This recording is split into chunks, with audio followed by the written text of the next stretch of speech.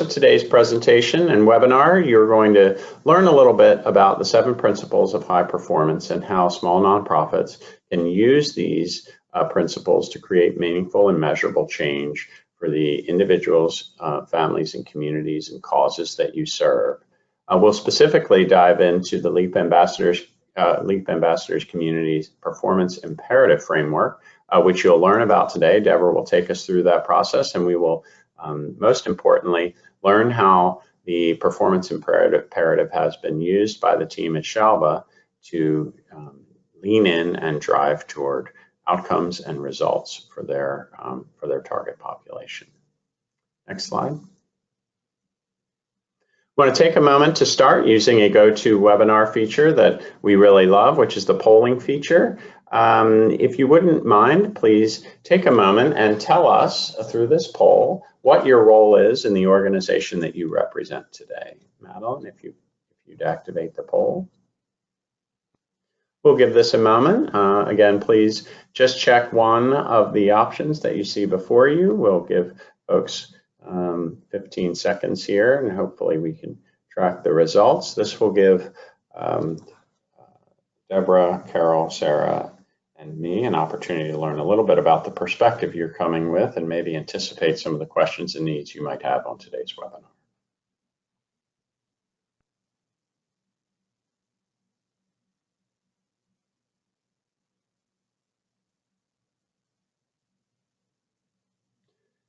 Fantastic.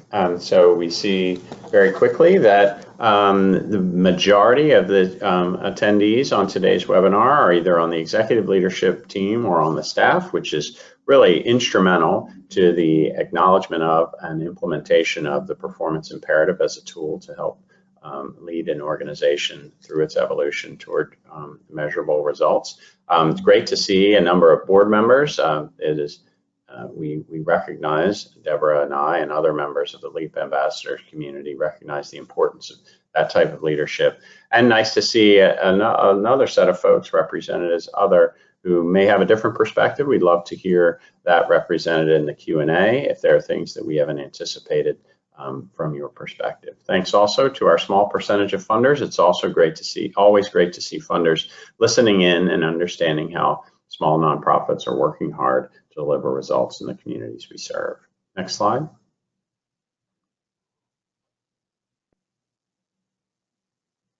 I do have a moment. I just want to take a moment.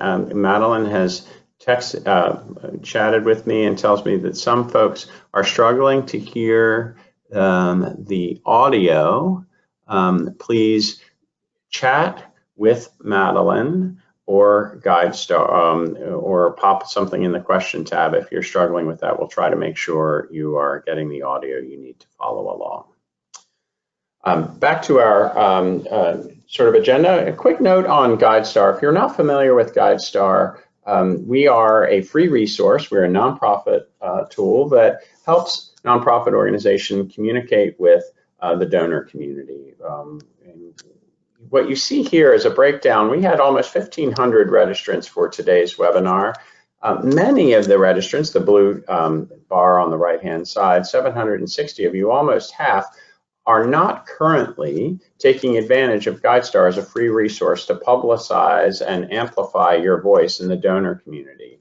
You'll understand why that's important in a moment, but I do want to just remind you that while you will learn a tremendous amount today about the LEAP Ambassadors community and the performance imperative, I would encourage you to also recognize the importance of capitalizing on your free GuideStar profile, claiming and updating that profile. When you update your profile, you can earn one of several seals of transparency, and we do see that over 100 folks today have earned the highest GuideStar seal of transparency, which is the Platinum seal. I'll speak about that again in a moment.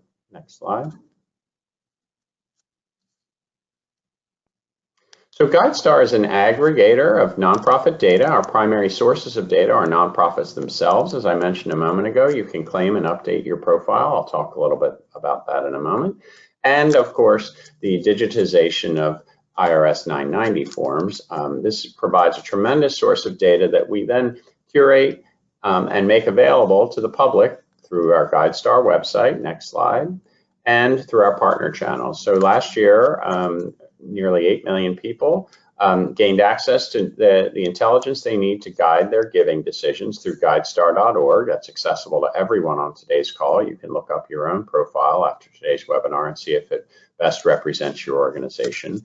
Increasingly, we are, through the use of some really fantastic technology called APIs, we're able to share the nonprofit data with partners so that they can engage donors in the environments in which they sit. So let's take a look at the next slide and understand what that means. So increasingly, not only are folks coming to GuideStar.org, but many more folks are finding the nonprofit information they're looking for on a variety of platforms, many of which you see here. We're in partnership with Amazon Smile, Facebook, and Google. We also partner with many of the premier donor advised funds. You see Vanguard, Fidelity, Schwab, National Philanthropic Trust. Increasingly, these are a significant source of grants revenue for nonprofit organizations. You also see a number of the grants management software vendors listed here. These are using nonprofit data to auto-populate forms to make it easier for you to fill out the applications and for philanthropic giving. And in the upper left-hand corner, of course, some of our commercial partners, folks who want to know more about the communities that they're trying to serve as businesses or philanthropic entities. Again, the key is really recognizing that you gain access to all of this audience by virtue of claiming and updating your GuideStar profile. I can't say enough. It's a free service. Please consider taking advantage of it. Next slide. You can take advantage of it after today's webinar merely by emailing us at support@guidestar.org. Include your name, your organization's name, and your EIN. Please make sure to use an email address that has the same domain attribution as your web address. So don't use a Yahoo, Hotmail, or Gmail account when emailing us. That will help make sure that we authorize and approve you to claim and update your profile. When you choose to update your profile, you can get to one of 4 levels: bronze, silver, gold, and platinum. Platinum is the level focused on results and has the highest boost in search results for prospective donors, and is really focused on making sure you're sharing the success of your initiatives, many of which and much of which will be discussed by Debra and the SHALVA team today. But you want to get to the highest level possible, recognizing that increasingly donors are looking for nonprofit organizations to demonstrate that they are great stewards of the contributions they're making, that's silver or the financial level, and that they are generating results and driving toward outcomes with these philanthropic investments. Next slide. Quick snapshot of what your organization's finances would look like to a prospective user of GuideStar.org. Next slide. And a note about making sure, again, donors are increasingly looking for evidence of results. You see some of the ways in which some organizations have reflected their results on their GuideStar profile here. And increasingly, diversity, equity, and inclusion data is an important guidestone or touchstone for donors and contributors who are looking to support the organizations they care about. Next slide. And again. So I'm not only a moderator on today's webinar with GuideStar, I'm also proud to be an ambassador with the LEAP Ambassadors community. And while I will step in a moment back into the shadows and monitor Q&A, I do want to mention that I am personally and professionally committed to the work of the LEAP Ambassadors community. I want to share with you what our mission is, which is to inspire, motivate, and convince nonprofit and public sector leaders and their stakeholders to build great organizations for greater societal benefit, and to increase the expectation and adoption of high performance as the path toward this end. I'm really excited about the webinar that we have to offer you today, and want to take this time to hand over the keys to Debra, who's going to take us through the substance of the performance imperative and the great work the LEAP Ambassadors community is doing, and the great work that SHALVA is doing with their tools. Debra? Great. Thank you so much, Adrian. And before I go ahead and get started, I really want to give a shout out to you and to GuideStar for hosting this webinar. And also a huge thanks to the LEAP Ambassadors community support team for all of their support in getting us ready for today and being able to share this great story. So for those of you on the line, now more than ever, performance matters for all of us, even and perhaps especially for small nonprofits. So in this small but mighty webinar, you'll learn how small nonprofits can deploy 7 principles of high performance to create more meaningful, measurable change. I'll be sharing some general tips as well as a small nonprofit organization in progress. Before we get started, let's take another quick audience poll. We'd love to learn if you are actually a small nonprofit.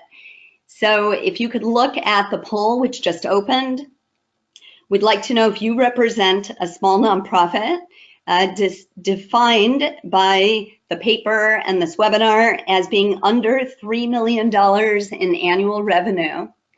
So let us know, who are you on this webinar today?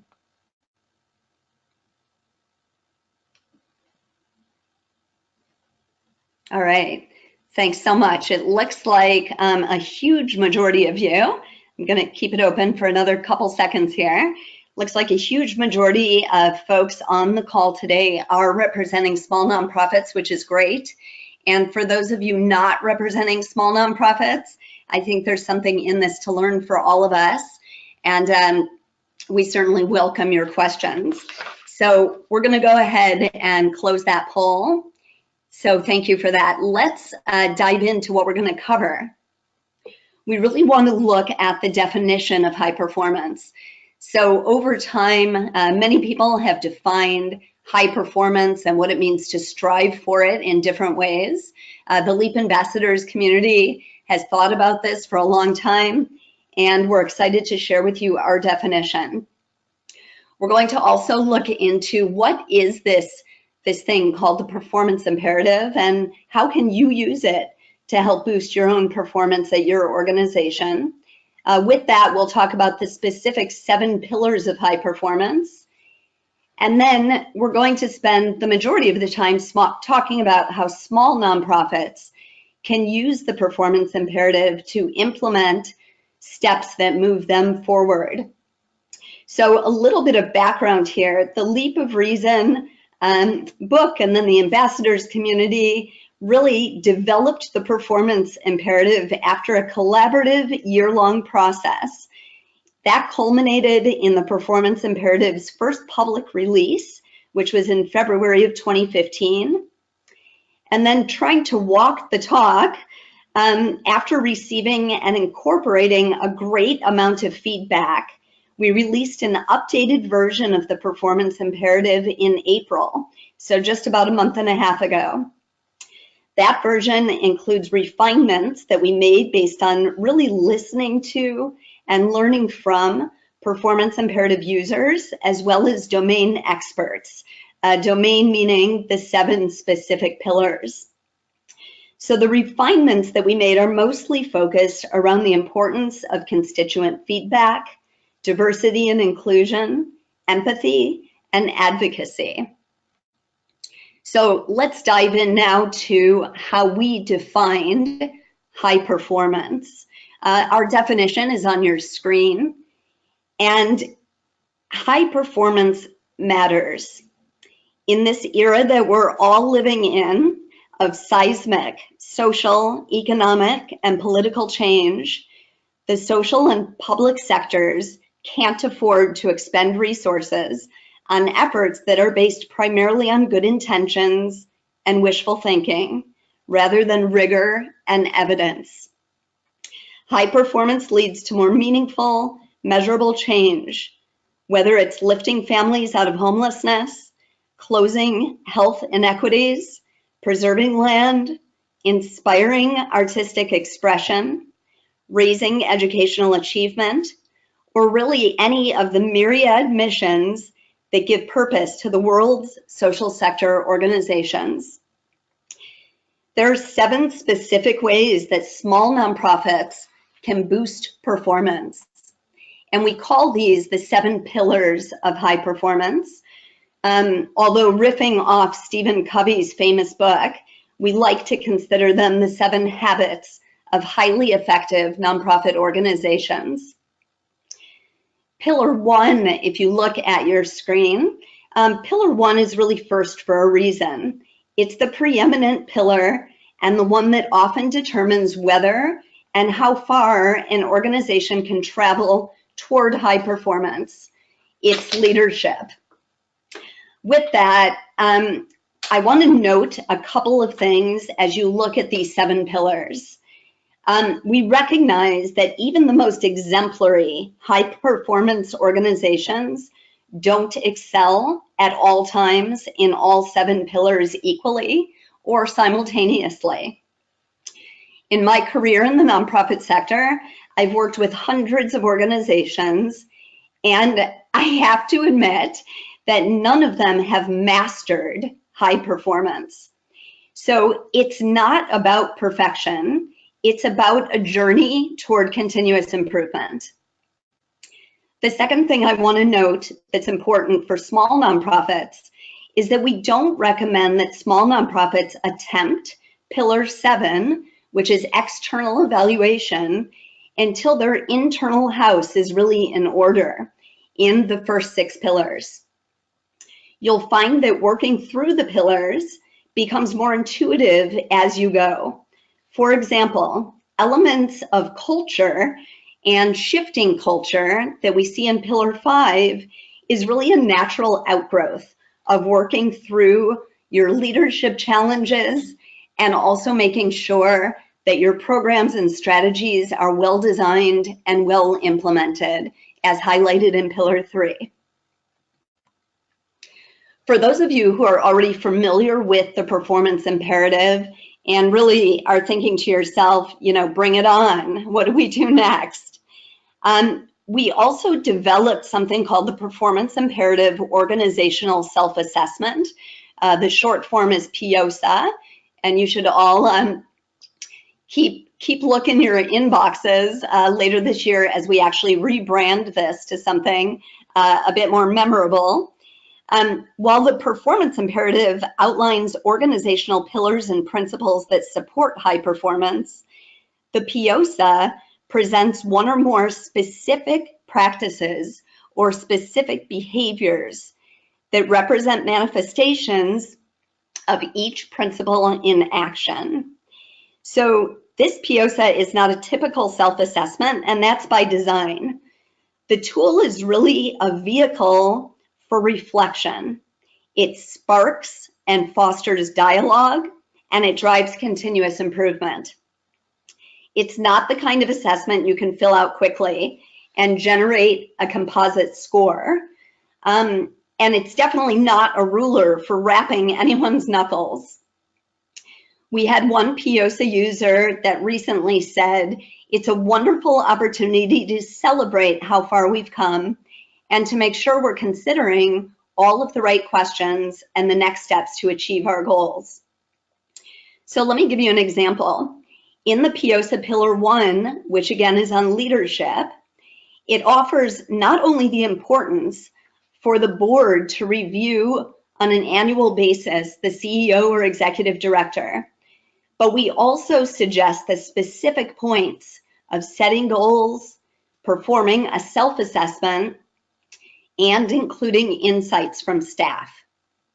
Perhaps the best news about both the performance imperative and the PIOSA is that they're free downloads from the LEAP Ambassadors website, and we'll be sharing more about that and other resources as we continue. So why did we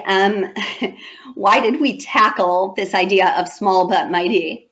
Well, as you can see from this simple pie chart, our motivation was based on the clear majority of nonprofits, as high as 88% of our sector, having less than $3 million in annual revenue. I want to give a huge shout out to my co-lead and author for Small But Mighty, Karen Walker. Karen couldn't be with us today, but as we wrote the paper and prepared this webinar, we really felt an urgency to communicate some viable entry points for leaders of small nonprofit organizations. Karen and I both have extensive experience working with and for small nonprofits, so we wanted to translate our knowledge to make the performance imperative accessible. I also want to take just a quick moment to give a shout out to 10 other LEAP Ambassador colleagues of mine who really helped challenge ideas and pull the paper together as we were thinking about our collective experiences with small nonprofits. I recognize that there are many small nonprofits participating in this webinar who are what we would call very small but mighty. Perhaps you have budgets ranging from $100,000 to $500,000, and you may be wondering if this could work for your organization. In the same vein, there may be funders on the line who want to better understand if the performance imperative can be applied to their small nonprofit grant partners. I encourage you, each of you, to find at least one potential area that resonates for you, one pillar, one change, one action that you can take into your next staff meeting or your next board meeting to get started on your own journey. So the reality of what's going on in our sector right now is really this first bullet point. All of you are being asked to, or you're the one asking, small nonprofits to demonstrate their performance. And in an ideal world, the drive for results, the drive for continuous improvement, and the drive to really get to high performance comes from you. It comes from the nonprofit leaders who are running organizations. Here's the good news. The good news is that smaller organizations actually have certain advantages over their larger colleagues. You will often maintain close connections to the people you serve and to your broader community. Perhaps because of these relationships that you maintain, your staff is deeply committed to their work, often making the organization surprisingly resilient. You have another benefit, which is that tactically, smaller nonprofits can get everyone in one room to learn and come to agreement much more easily than our larger, more bureaucratic organizations can. This allows for more nimble decision-making, especially when there's a guiding framework like the performance imperative. Many small nonprofit leaders, I would argue, are social entrepreneurs. They may have founded their organizations and they run their organization as a mission imperative. It is actually their purpose for living. So we encourage you to think about the performance imperative as your GPS, because who doesn't need a GPS in today's world? So now we want to take a deep dive into one organization and their journey to high performance. We chose to highlight SHALVA because SHALVA is in the midst of an extensive change process in several of the performance imperative pillars. I want to encourage even smaller or less resourced leaders to listen to SHALVA's case study and pull out pieces that could work as starting points on your own journey to high performance. There is no perfect end point, but the journey needs to start somewhere, and that somewhere starts with a committed leader. So a little bit about SHALVA. SHALVA is a small but mighty organization with approximately $1 million in annual revenue. They have 4 full-time and 9 part-time staff and a 23-member board. SHALVA is based in the Chicago area and is the only Jewish licensed domestic violence agency in the state of Illinois. I've had the pleasure of working with them on a journey to high performance for the past 2.5 years of a 3-year process, and our work coincided with their 30th year anniversary. Although we've worked very closely and made great progress, we really want to encourage other small nonprofits to understand the performance imperative and that it truly is possible to take the first step on your own. So at this point, I'd like to introduce Sara Bloch and Carol Ruderman, both of whom I work with very closely. They both exemplify the courageous and adaptive leadership that the performance imperative emphasizes in Pillar 1. They shared a feeling of urgency and impetus to do something more strategic and more data-informed for SHALVA, which led to our work together. Sara Bloch has been SHALVA's board president for 3 years, but she's been involved on the board for 11 years. She strategically determined both when would be the best time for her to be president and what she wanted to achieve during her term. Because SHALVA uses succession planning, Sara used her year as president-elect to determine her specific goals as tied to outcome management. In this process, SHALVA extended her term for an extra year to see her vision through to fruition. Carol Ruderman has been SHALVA's executive director for 4 years. Prior to SHALVA, Carol worked in a data-driven organization and knew that SHALVA could do more. She has challenged her staff to embrace change and have a mindset open to the process. I want to warmly welcome Carol and Sara to the webinar. Thank you. Thank you. So before we dive into the details of what you've done on your journey to high performance, Sara, I wonder if you could start by describing a little bit about how this even came about. Sure, I'd love to. Thank you. When I began my term as president of the board of directors of SHALVA, the time was right and ripe to think about bringing our organization to the next level. Our executive director had enough time in her position, about 1.5 years, to fully know and understand the organization, yet she had not been there so long so as to lose her open-mindedness and thirst for innovation. SHALVA was fiscally healthy, our board was strong and supportive, and the need for our quality services was not waning. Within this context, I set a vision and goals for my presidency. I had a vision of messaging domestic abuse and the work of SHALVA in a more positive and inviting way, in a way that brought the cause dear to people's hearts rather than being at the end of a 30-foot pole. I envisioned that SHALVA could determine what we stand for in a way that is bigger than what we do each day in the office with our clients. SHALVA was in a unique position to consider the impact we were having on our clients and the community, and I set the goal of measuring this success. There are challenges around defining and measuring success for many nonprofits, but for a domestic abuse agency based upon a feminist empowerment model, it is even more challenging because the impact on our clients is more intangible and based upon individual growth sets of measurements. For example, we do not measure success based upon the number of women who divorce or leave their abusive partners, but rather we see success as a woman's individual journey toward healing and whatever that means to her. We quickly realized through conversations with Debra that understanding what SHALVA stands for in a more positive way, our vision, mission, and guiding principles, are inextricably linked to how we define success. So the process of developing both go hand in hand. And actually, our more positive understanding of what SHALVA is became the foundation for our ability to determine what constitutes success for us.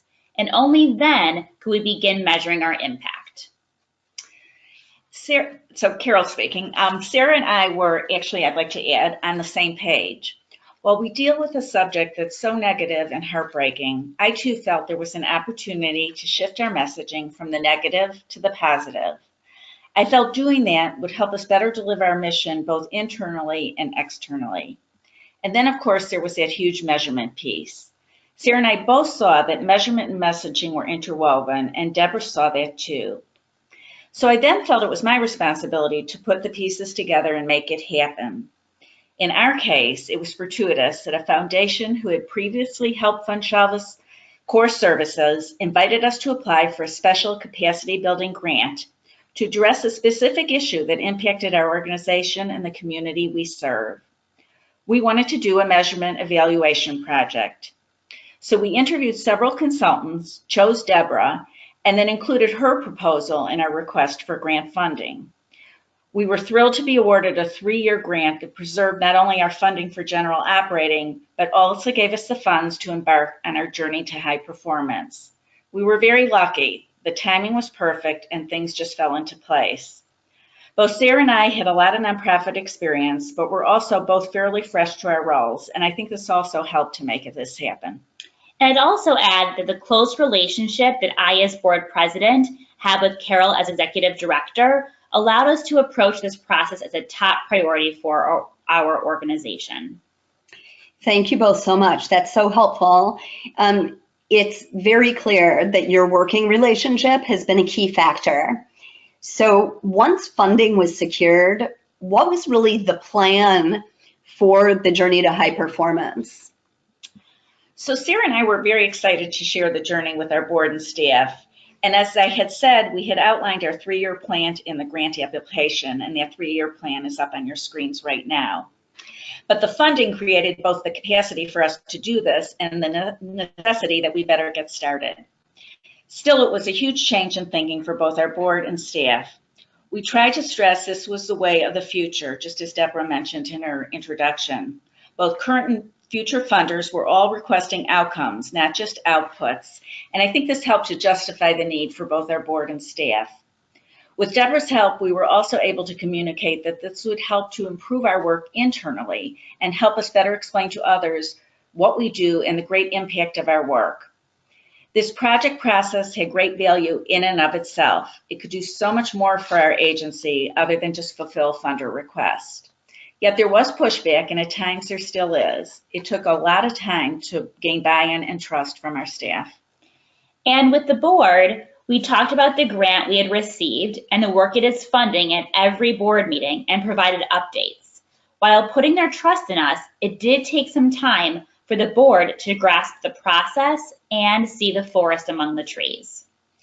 So the full staff, along with our board leaders, were included at the very beginning with 2 visioning sessions. Staff was then brought into the process at each stage depending on their expertise.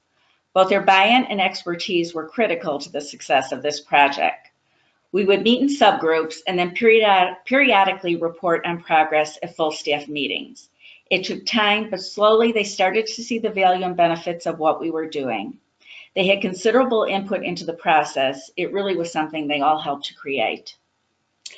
So it sounds from both of you like the reality of the journey is that once you take the lid off of a comfortable process, where an organization may just be chugging along, not at high performance necessarily, but pretty comfortable, that it's a bit of a risk because many good and bad things about an organization may be revealed, and you then have to deal with that.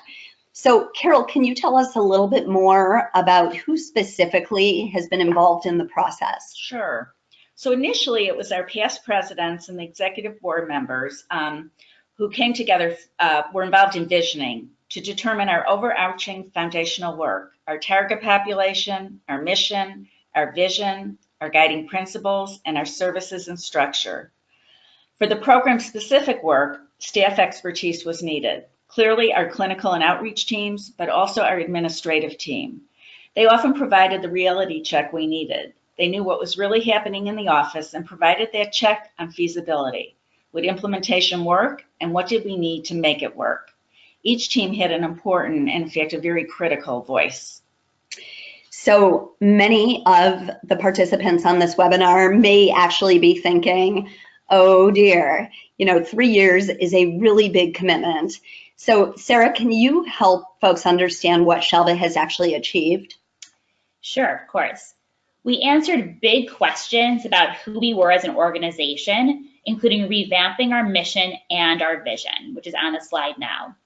We wanted a much more positive and unifying statement of what we strive for and what we hope and what we actually do to move toward that.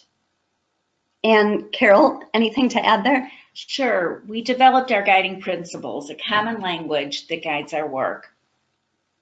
And this is really a living document that we use in the office. And I'll add too that we also clarified our target audience and codified our services and structure, and now articulate who we are, who we serve, what we offer, and how everything ties to our mission and ultimately our vision. And this slide paints a picture of what I just described. And so we now measure our outcomes and just not our outputs, and everyone knows what that means.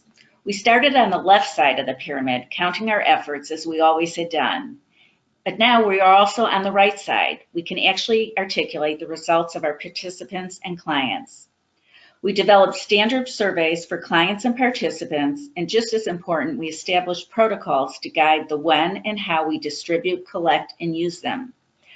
We know what we are aiming to achieve, and we now have clear results for both our community education program and our clinical work. We have a theory of change for both programs, and most exciting, we're beginning to use our data to inform our programming decisions. So to summarize a little bit for all of you on the line here, how SHALVA's work ties out to the pillars of high performance specifically. We have really focused most of our efforts in pillar 1, 3, and 6, where pillar 5, in terms of a culture that values learning, has actually been a byproduct of the process at all phases. So let me give you all some specifics. Pillar 1 guided our efforts around leadership communication, clarifying mission, implementing feedback loops with clients and participants, using data to improve, questioning what SHALVA should consider stopping in terms of programming, and communicating their results strategically. Sara and Carol used an early version of the PIOSA, which is, again, the organizational self-assessment, and we discussed the differences in their responses to be able to identify gaps and opportunities for improvement in leadership. We used pillar 3 as the driver to develop and actively implement SHALVA's theory of change for each program. With the initial year of data, SHALVA has started making program improvements and considerations for certain expansions and services. Issues of how SHALVA treats clients with respect and empathy and develops high-quality standards were baked into their guiding principles, which we then test on a regular basis with staff. Pillar 6 then provided the impetus for data use rather than just data collection. We regularly review the data and are starting to discuss and determine, as Carol mentioned, program changes based on the results. The board is asking important questions, and Sara and Carol are actually encouraging open dialogue for continuous improvement. And finally, in terms of pillar 5, serving as an overlay, we've carved out time in staff meetings to reflect on our work, to discuss potential shortcomings and concerns, and to continuously encourage curiosity and constructive feedback from staff and board. So back to you, Carol. Nonprofit leaders on this webinar might be wondering, how on earth did you carve out staff time and have the capacity to stick with it for 3 years? What might you advise them? Well, I must admit, at times it's been really hard, but with Debra's guidance, we had a detailed plan for each year, and she really held us accountable and kept us moving forward. As best we could, the updates and process changes were discussed at regularly scheduled staff or department meetings. The visioning sessions required special half-day sessions, and there was a lot of planning time with Debra, Sara, and me that really no one else saw. But the bulk of the time commitments were well integrated for staff and board. Once our team started gaining trust in Debra and the process, the change management got easier. The staff began to see the value of what we were doing, and it became a priority for them as well. For example, there'd always been resistance and confusion in distributing and collecting client and participant surveys.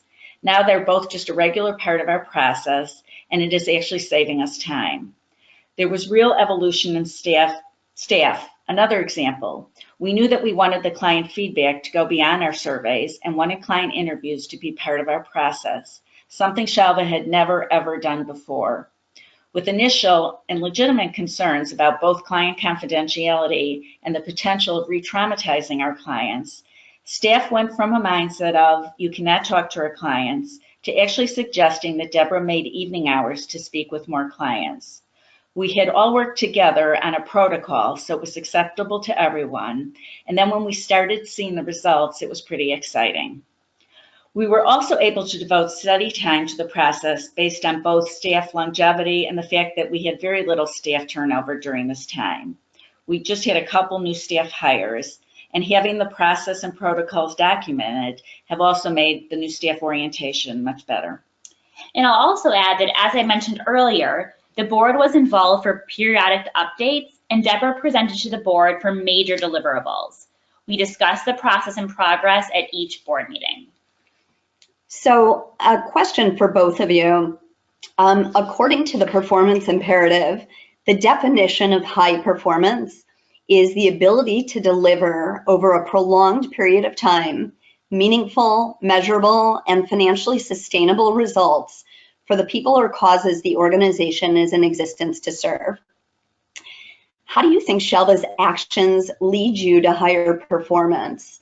And Carol, I'll ask you to start. Okay, sure. As the project was all about meaningful and measurable results, it from the get-go moved the needle. And reviewing the initial data this year has moved us further along. And once we have our data system in place, I'm confident it will continue to foster performance improvement. We also now have our client voice. We have our survey protocols, common language to help structure our therapeutic discussions. All client data is gathered in one place and with the same timing. In community education, we have one standard survey used consistently, and all of our programs are focused on specific outcomes with targeted audiences in mind. Community education results and goals for specific programs is much clearer. So for example, in our clinical staff supervision sessions, they just naturally started using the language of our theory of change to discuss clients and cases. It helps them see the progress both for individual sessions and eventually over the long term for our clients. The community education team worked together to create a common outline and PowerPoint for presentations. They're now setting targets for our next fiscal year using data from the prior year. And for the most part, board and staff are all using the common language from our mission, vision, and guiding principles. And as I mentioned before, we now have great training tools for new staff and also new board member orientations. Sara, anything to add? Yeah, I would like to add about the board perspective. So from the board perspective, we've become more attractive to income sources, both grantors and donors.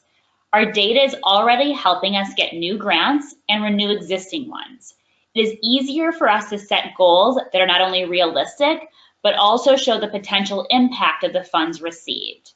Grantors and individual donors have found our entire 2.5-year process very interesting, impressive, and exciting. The slides and graphics that have come out of this process are integrated for our funders, our donors, cultivation, and board orientation for new board members.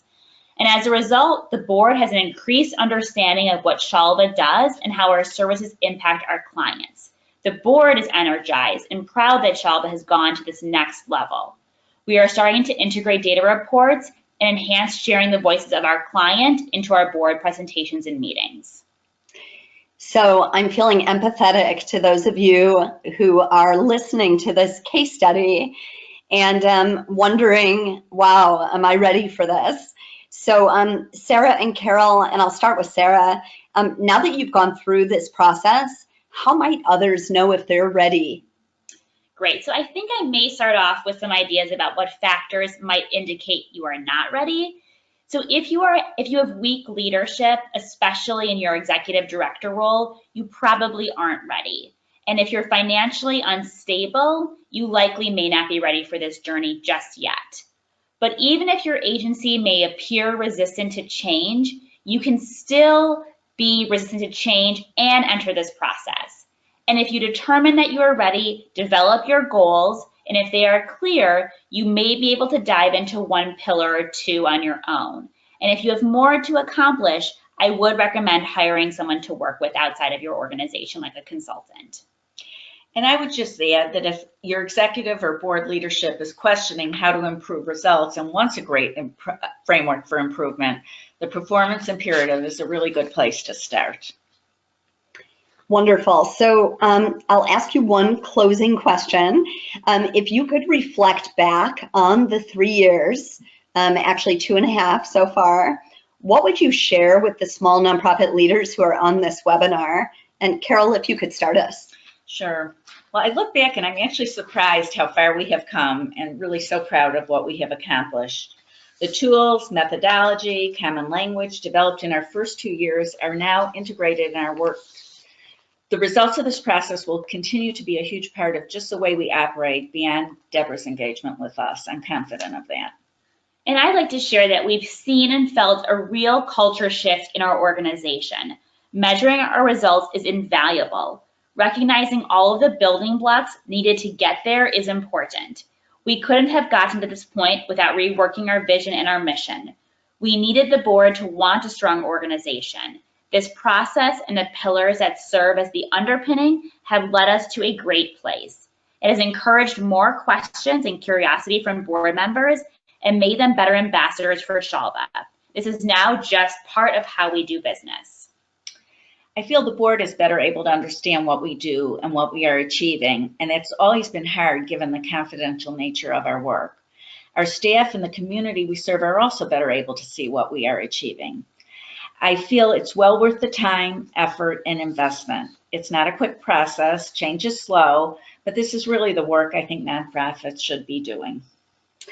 So thank you both so much for sharing your journey to high performance experience. And we're going to move into a quick poll to see what you all think and who's actually ready to get started.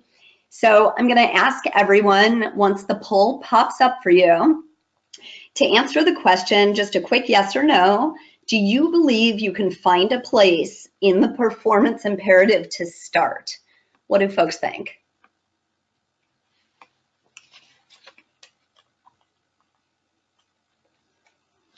Okay, just a couple more seconds. These responses are very encouraging.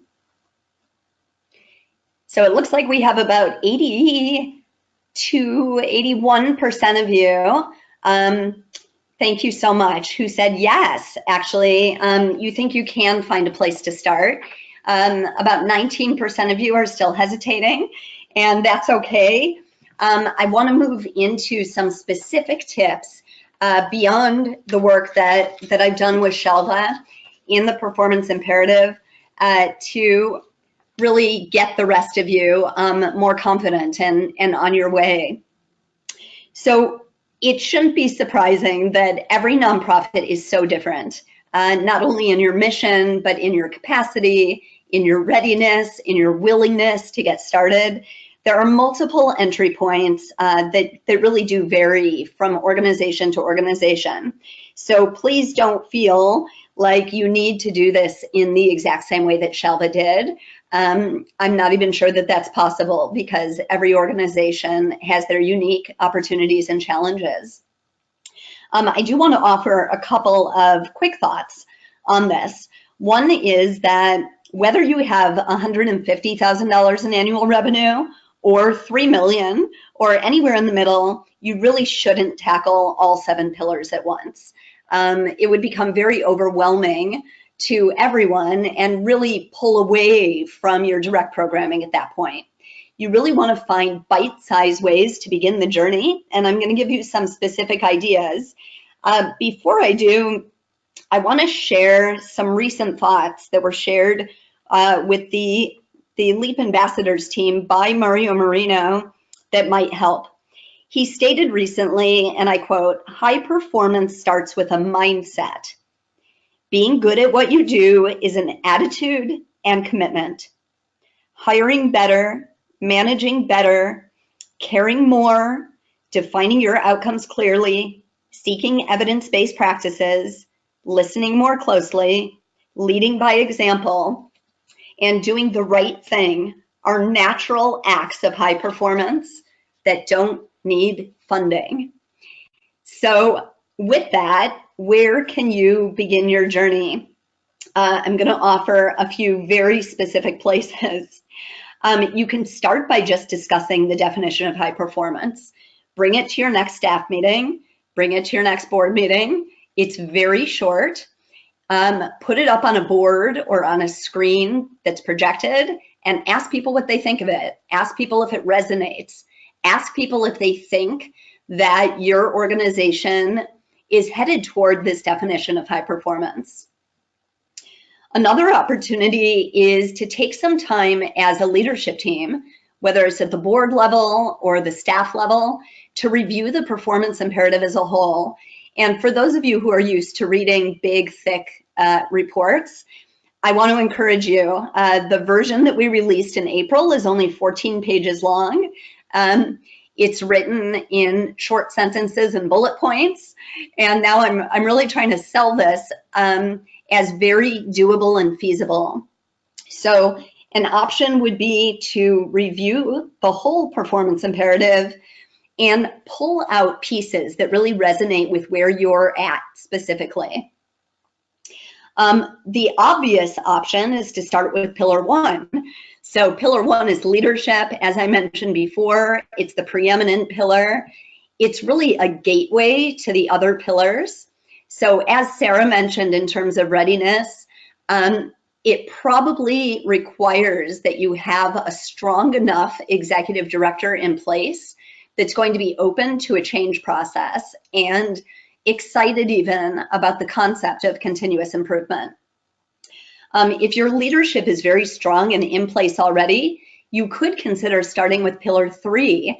If you don't have a well-defined theory of change, pillar 3, both in the performance imperative and the self-assessment, that again are free tools, are very, very helpful places to start and to document that theory of change.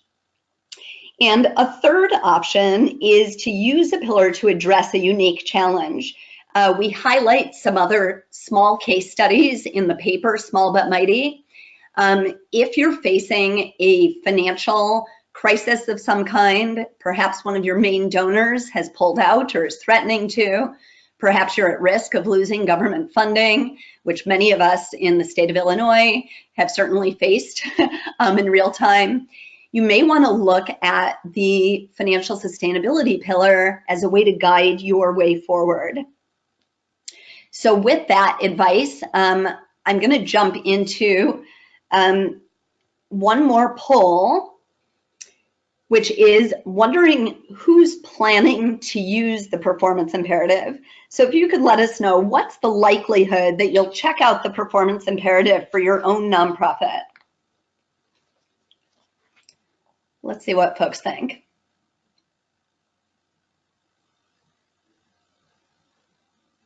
Okay, just a few more seconds to vote here on your likelihood.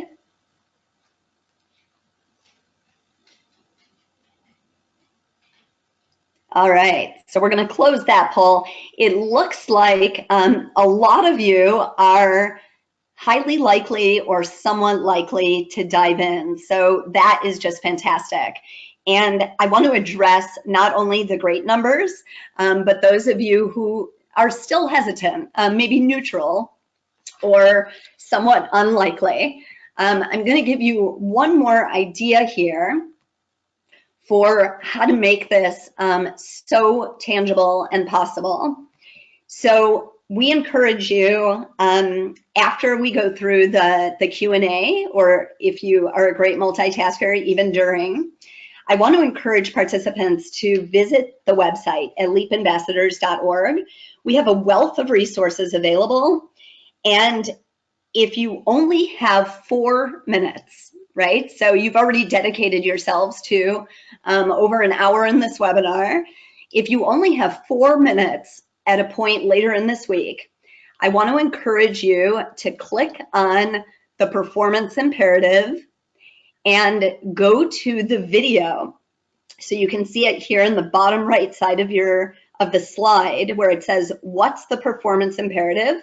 We've put together a 4-minute video We've received feedback from a lot of groups in Pittsburgh, in Washington, D.C., in Chicago, and on the West Coast, who say that it really resonates. It resonates to show the video to senior leadership. It resonates to show this video at a board retreat. And we're going into summer, so I know a lot of you have board retreats on the docket. And I want to just encourage you to say that you really have nothing to lose, so much to gain, and that small nonprofits' potential can really only be realized when people set course to high performance.